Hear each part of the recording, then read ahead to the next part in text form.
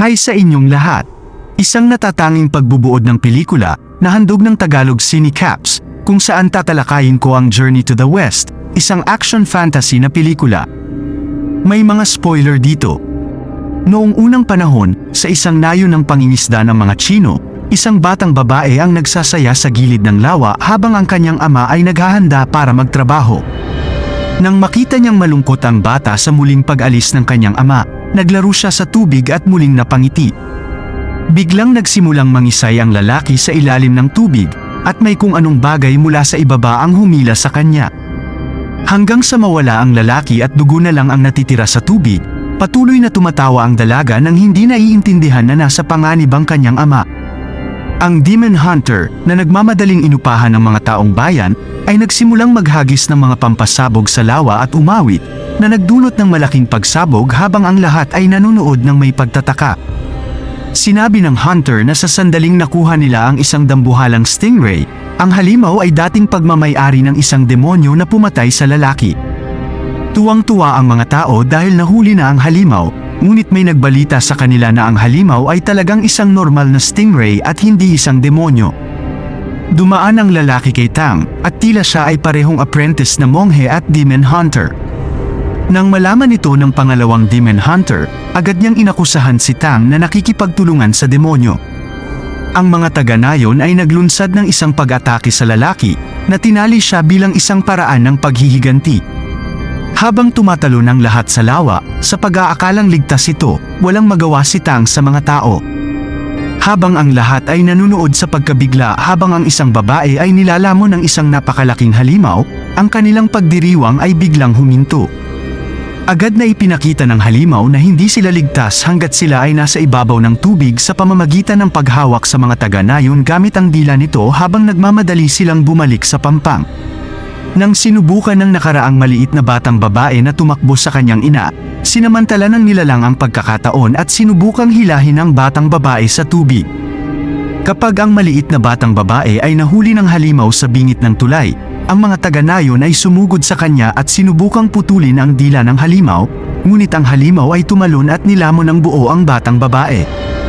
Sinimulan ni Tang gamitin ang kanyang mga ngipin upang makawala sa mga lubid habang ang ina ay nawala ng kontrol at tumalon sa lawa sa huling pagtatangkang iligtas ang kanyang anak na babae. Ang napakalaking halimaw ay lumabas mula sa tubig, nanginginig sa galit habang nakatingin ito sa kanya, at siya ay napipi sa takot. Nang magmakaawa siya sa nilalang na ibalik ang kanyang anak, ang ginagawa nito ay lamunin din siya.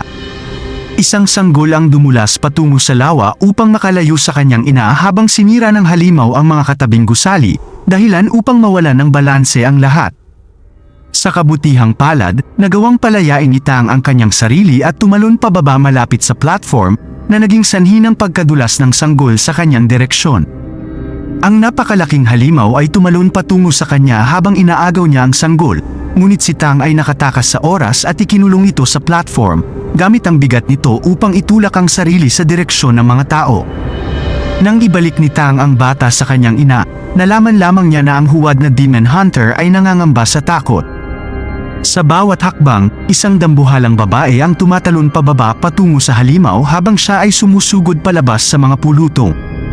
Bago makatakas ang huwad na demon hunter, humakbang ang napakalaking babae sa entablado at pinalipad ang nilalang sa himpapawid, dumapo sa ibabaw niya. Dahan-dahan ngunit tiyak, ang hayop ay nagsimulang magbago sa isang lalaki na tila inosente. Nang mapansin ito, tinangka ng mga taga-nayon na patayin ang demonyo, ngunit tinapos ni Tang ang pagdanak ng dugo at nagbigay ng alternatibo.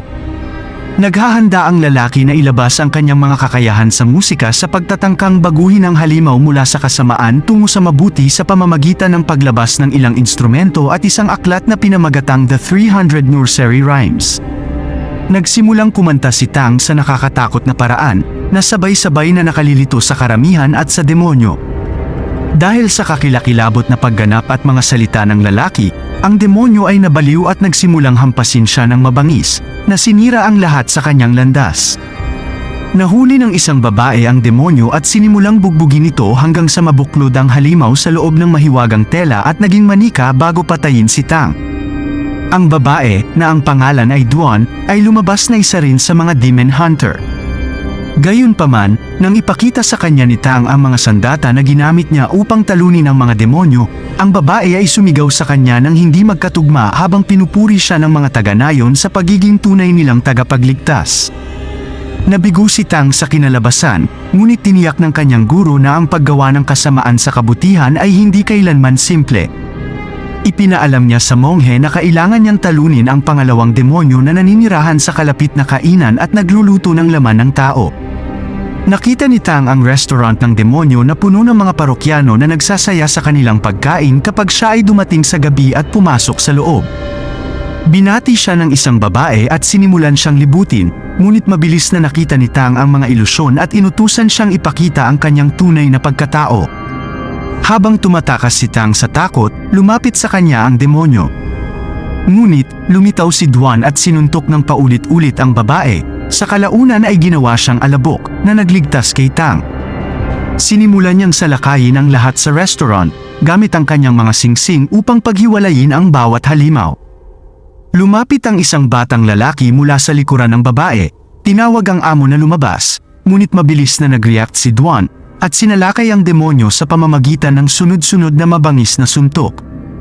Sinamantala ng babae ang kanyang posisyon, sinuntok ng babae ang lalaki sa buong silid. Pagkatapos ay naglabas siya ng maraming singsing at pinaputok ang mga ito sa demonyo, sadyang tinutukan ang mukha ng lalaki. Maya-maya, napunit ang balat ng lalaki, tumambad ang nguso ng baboy. Gamit ang kalaykay, sinimulang harangan ng demonyo ang lahat ng kanyang atake at papalapit sa babae. Marahas niyang inindayan si Duan, na ginawa nitong protektahan ang sarili, ngunit nagawa niyang tamaan ang katawan nito nang makalaya ito. Napilitan ng halimaw na ipakita ang aktwal nitong anyo, isang demonyong baboy, nang tumalon si Duan sa likuran niya at sinimulang sipain siya. Sinisigawan niya si Tang na lumapit at tumulong habang ikinakandado niya ang mga braso ng nilalang at pinipigilan itong gumalaw. Dapat tanggalin ni Tang ang kakanyahan ng demonyo sa baboy dahil tinatakan ito ni Duan sa loob ng kanyang lalamunan. Tinitingnan ng lalaki ang napakapangit na anyo ng halimaw at sinubukang magpatawag ng sapat na kumpiyansa para tapusin ang assignment, ngunit nahihirapan siya. Ngunit, hindi sinasadyang nahalikan ni Tang ang baboy sa panahon ng kabaliwan na ito, sinipsip ang demonyo sa kanyang bibig. Mabilis na kinuha ni Duan ang essence ng lalaki at inilagay ito sa kanyang selyadong bag. Ngunit ang halimaw ay masyadong malakas upang mapigil, kaya nagsimula itong lumaki at kalaunan ay nakatakas upang ipakita ang kanyang kahindik-hindik na hitsura. Ang buong istruktura ay gumuho habang ang dalawa ay nagmamadaling tumakas. Pagdating nila sa tabi ng lawa, nagawa nilang makalayo sa demonyo. Dahil sa sakit ng kanyang mga sugat, bumagsak si Duan at pagkatapos ay nagsimulang ipagmalaki ang kanyang mga katangiang pambabae sa harap ng pangunahing karakter. Kapag inutusan niya itong lagyan ng pressure ang kanyang mga sugat at itigil ang pagdurugo, isang bagay na kayang-kaya ni Tang kahit na kung nangangahulugan ito ng pagsusumikap ng dugo mula sa kanya, ang swerteng lalaki ay lalong nagkaroon ng swerte, ngunit tila hindi niya masyadong iniisip. Agad na naalala ng lalaki na siya ay isang monghe at tumakas mula sa babae nang ipikit ni Duan ang kanyang mga mata at sumandal para halikan. Marahil ay ayaw niyang magbayad ng suporta sa bata sa hinaharap.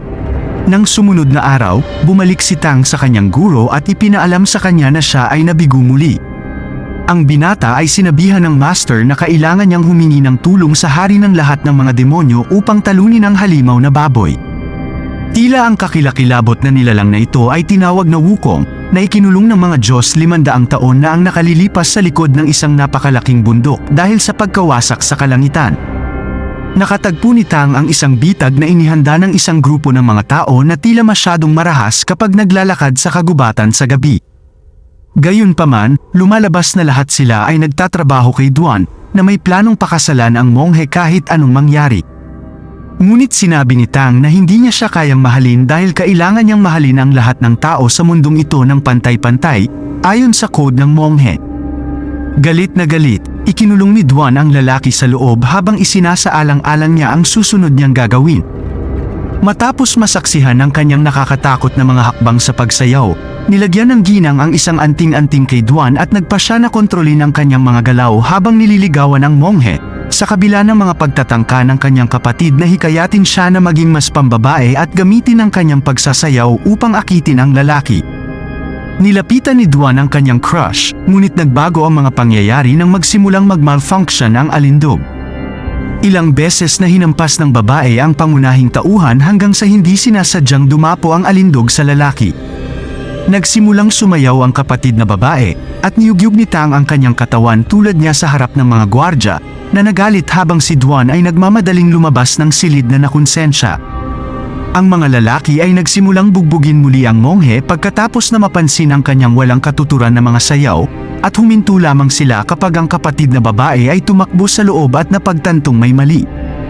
Nang matuklasan nila na dumating na ang demonyong baboy, ang kanilang magandang oras ay biglang natapos. Agad na sumakay ang grupo sa kanilang sasakyan at nagtangkang tumakas. Ang baboy, gayunpaman, ay namamahala upang makahabol at diretsyong naniningil sa grupo. Nang makita ito ni Duan, itinulak niya ang monghe palabas ng sasakyan sa oras upang maiwasan ang pagbagsak ng demonyo sa grupo at sirain ang lahat. Sa kabutihang palad, walang nasaktan sa banggaan, ngunit mabilis silang na-corner ng demonyo dahil balak nitong makaganti sa pinuno ng kanilang guild para sa kanilang naunang labanan. Biglang sinunggaban ng isang lalaking may aura ng tigre ang halimaw, pinalakas ito at itinapon sa hangin bago naghatid ng isang nakamamatay na sipa na nagpatakbo sa demonyo. Ang Almighty Foot, si Prince Important, kasama ang kanyang 4 na nakamamanghang katulong, na inuutusan niyang maghagis ng mga bulaklak sa lahat ng oras, ay sumasama sa lalaki, na lumalabas na isang hunter din ng demonyo. Ngunit madalas siyang pinagtatawanan ng kanyang lingkod sa pamamagitan ng pagtawag sa kanya na Important, at tila nahihirapan siyang sundin ang mga tagubilin. Galit na galit dito si Tang at sinabi na ang tatlo ay hindi totoong demon hunter ngunit nag-aaway lamang kung sino ang makakatalo sa demonyong baboy dahil sa kasakiman at pera. Nagsimulang magalit si Tang kay Duan dahil sa pag-aaksaya ng kanyang oras habang hinihimok niya itong ibalik ang mga nursery rhymes na kinuha niya. Nagalit ang babae dito at pinunit ang libro, inihagis ito sa hangin. Sinabi niya kay Tang na matagal na siyang namatay at wala siyang kabuluhan kung wala siya, dahil sinimulan niya itong hampasin ng galit. Tahimik, tumayo si Tang at napagmasdan na tinatangka ni Duan na manligaw sa prinsipe sa pagtatangkang pasiglahin ang kanyang selos. Habang binibigyan siya ng batang babae ng malungkot na ekspresyon, nagsimulang maglakad palayo si Tang. Matagal na naglakbay si Tang sa lupain bago makarating sa isang bundok na walang tubig ngunit natatakpan ng mga lilipad. Tumalon siya pagkatapos makita ang isang malaking lily flower na umuusbong sa tila isang butas, at sinalubong lamang siya ng isang mukhang baliw na lalaki na madalas niyang niyakap at halikan. Kinilala ni Tang na ito ay si Wukong at sinubukan niyang humingi ng tulong sa pagtalo sa baboy na demonyo, ngunit ang lalaki ay sabik na makaalis doon at gumawa ng isang magiting na pagtatangka na linlangin ang monghe na tanggalin ang selyo sa pamamagitan ng pagpapanggap na maaari nitong makuha ang nilalang.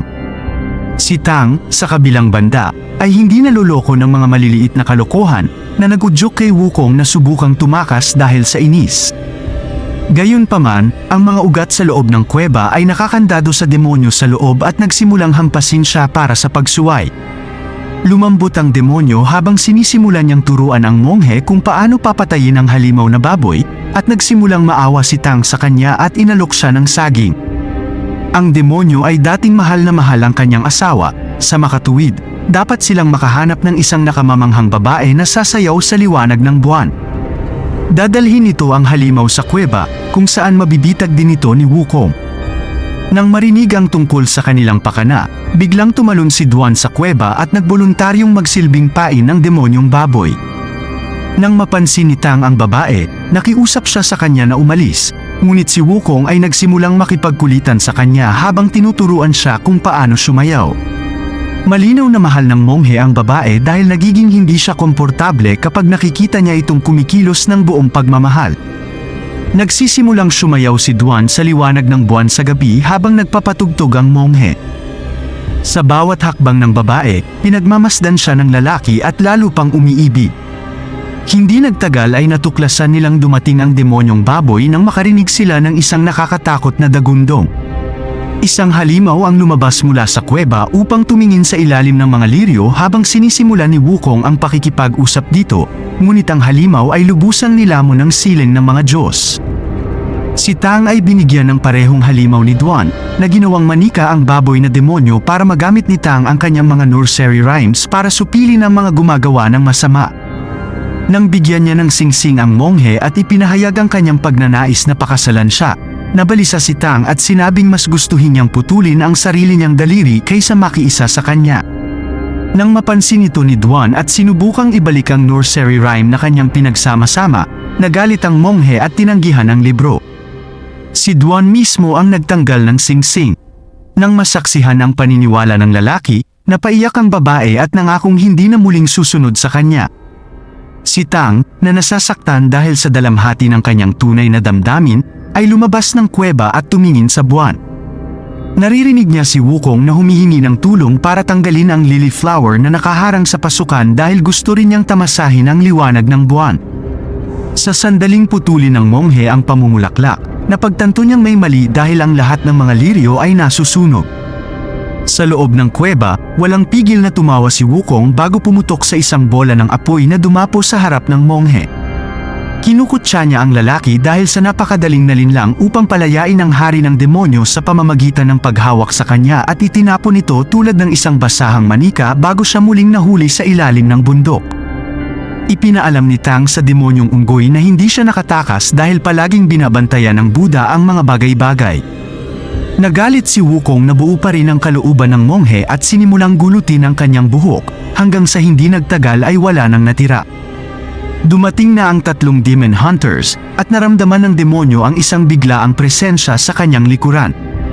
Habang bumubukas ang kamao ng North Star upang hampasin ang hari ng demonyo, si Wukong ay sumugod at mabilis na tinapos ang buhay ng lalaki sa pamamagitan ng pagkagat sa lalamunan ng hunter. Nang mapansin ito ng The Mighty Foot, nagsimula siyang magbago. Lumaki siya ng isang napakalaking paa na kasing laki ng bus at sinipa ng napakalakas ang demonyong unggoy na nagpatumba sa kanya. Ang matandang lalaki ay tumalon sa hangin at tinapakan si Wukong, ngunit sinipa ng hari ng unggoy ang lalaki sa hangin, pinapunta siya ng direkta sa ibabaw ng prinsipe na tumusok sa kanyang paa. Napilitan si Wukong na tumakas sa hangin habang sinusundan siya ng mga sandata at inaatake siya saan man siya magpunta. Inutusan niya ang mga lingkod na itapon ang matanda at nagsimulang maghagis ng maraming espada sa demonyo. Tinipon ng prinsipe ang lahat ng armas sa isa at inilunsad ito sa direksyon ng unggoy habang ang Diablo ay kumukuha ng sarili niyang sandata at sinimulang itumba ang mga espada. Napakalakas ng hampas kaya sinimulan nitong basagin ang tungkod ng demonyo, ngunit nang tutusukin nito ang unggoy, tumama ito sa katawan na kasing tibay ng pader at nagkapira-piraso. Pinakawala ni Wukong ang isang demon hunter turning shockwave habang siya ay marahas na umuungal sa mga salarin. Inilipat niya ang kanyang atensyon sa monghe, ngunit sa kanyang pagtataka, lumitaw si Duan at nagsimulang ipagtanggol siya sa kabila ng sinabi nito sa kanya. Inatake ng babae si Wukong gamit ang kanyang mga singsing, ngunit sa sandaling tamaan ng mga sandata ang hari ng demonyo, lahat ay nadurog. Siya ay umatake sa unggoy, ngunit si Wukong ay madaling humadlang sa kanya sa pamamagitan ng isang sabay na hampas sa ulo na nagpapadala sa kanya na lumipad sa kabilang direksyon. Tinanong ni Duan si Tang, sa pabulong, kung minahal na ba niya ang babae habang gumagapang siya palapit sa kanya.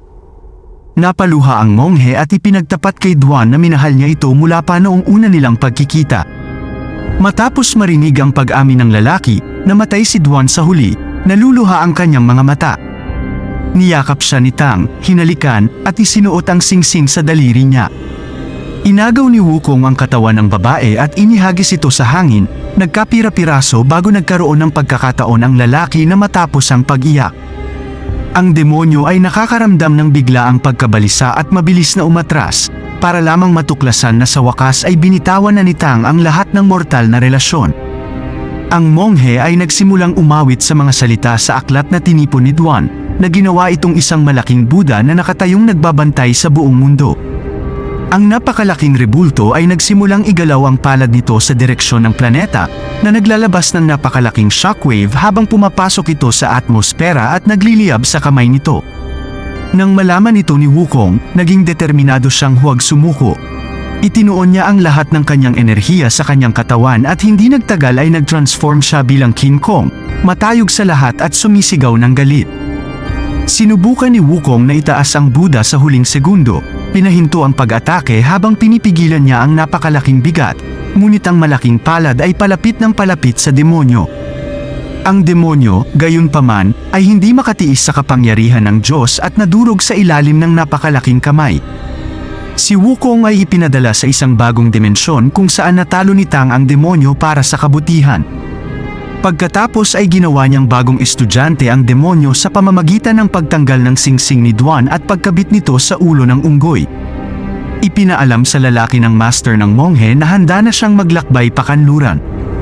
Kasama ang mga demonyo na ngayon ay kanyang mga estudyante, dadalhin niya ang mga sagradong teksto mula sa India upang maibsan ang pagdurusa ng tao. Nakaka-excite malaman guys ang inyong opinyon sa pelikulang ito. Ibahagi nyo ito sa comment section sa ibaba. At kung nagustuhan nyo ang aking video, pakipindutin ang like at mag-subscribe para sa mas marami pang video. Kita-kits sa susunod.